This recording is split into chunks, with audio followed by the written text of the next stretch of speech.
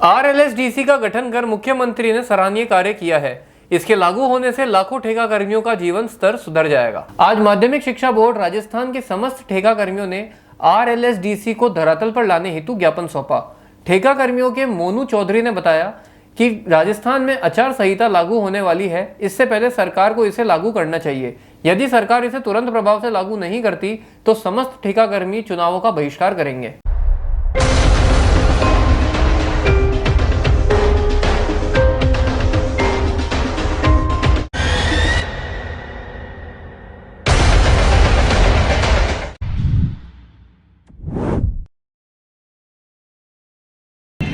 मैं अभी माध्यमिक शिक्षा बोर्ड में काम कर रही हूँ और मैं पहले 10 साल मैंने पावर हाउस में भी काम किया है और बस यही मांग है कि आरएलडीसी जो माननीय महोदय ने जो लागू करी उसको लागू करें और हमारा धरातल पे लाएं उसको, मांग नहीं मानेंगे तो क्या रहेगा?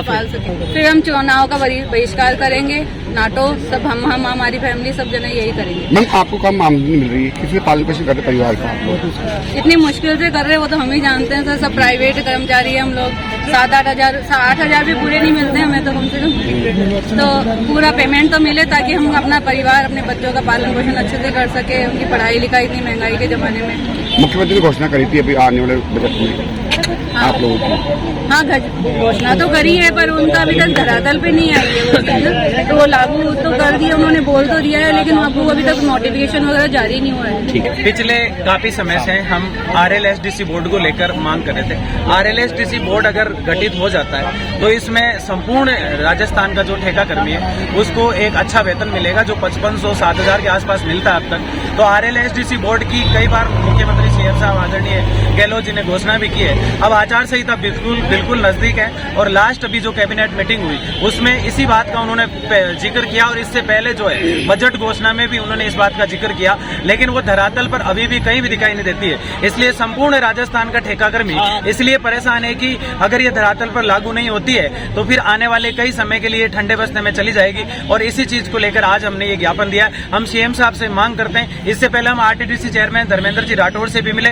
इस संबंध में उन्हें भी ज्ञापन दिया गया। ये अच्छी बात है कि उन्होंने आरएलएसडीसी की आधिकारिक घोषणा कर दी, लेकिन जब तक वो धरातल पर नहीं उतरेगी तब तक युवा परेशान रहेगा, ठेका कर्मी परेशान रहेगा और यही तय करेगा कि राजस्थान का जो ठेका कर्मी है वो किस पार्टी की तरफ रुख करेगा चुनाव में। अगर माननीय सीएम साहब अशोक गहलोत जी इन ठेका कर्मियों का आरएलएसडीसी के तहत अगर इसे धरातल पर लागू नहीं करते हैं तो संपूर्ण ठेका कर्मी यूनियन की तरफ से मैं ये कहता हूं कि हम इस चुनाव का बहिष्कार करेंगे। अगर इसे लागू कर दिया जाता है तो पूर्ण विश्वास दिलाता हूं कि पूरा राजस्थान का ठेका कर्मी उनके समर्थन में है।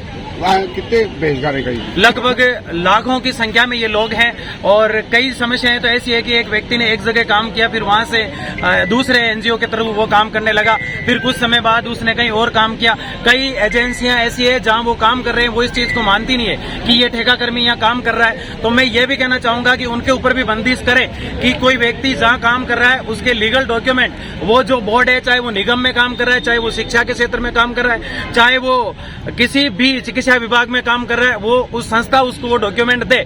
नहीं तो ये एक आंदोलन और प्रोटेस्ट हमें और करना पड़ेगा। वैसे क्या किस तरह पालन पोषण करे परिवार का?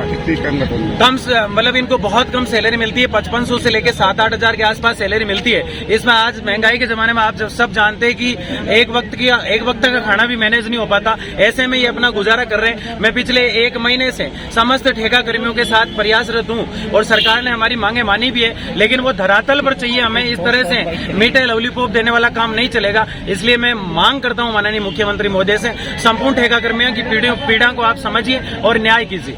ठेका कर्मी लंबे समय से आंदोलन पर हैं, आचार संहिता लगने वाली है, मांगे नहीं मानी गई तो क्या आंदोलन का रुख रहेगा?